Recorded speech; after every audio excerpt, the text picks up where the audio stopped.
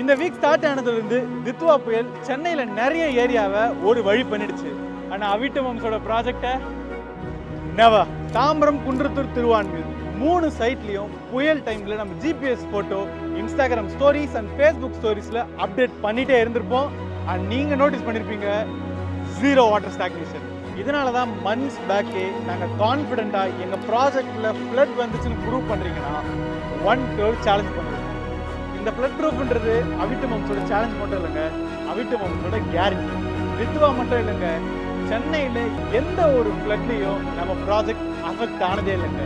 Even 2015 flood டைமில் கூட நம்ம ப்ராஜெக்ட் அஃபெக்ட் ஆனது. ஏன்னா நம்ம ப்ராஜெக்ட் பண்ண வாங்க போகிற ப்ராப்பர்ட்டியில் ஃபஸ்ட்டு நம்ம பார்க்குறது எம்எஸ்எல், அதாவது மீன் சீ level.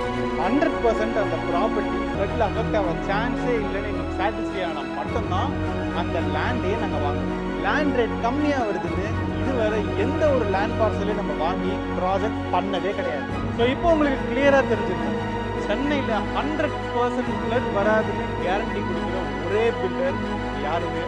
So Tambaram, Kundrathur, Thiruvanmiyur apartment project பார்த்தீங்கன்னா அவிட்ட மம்ஸுக்கு கால் பண்ணுங்க.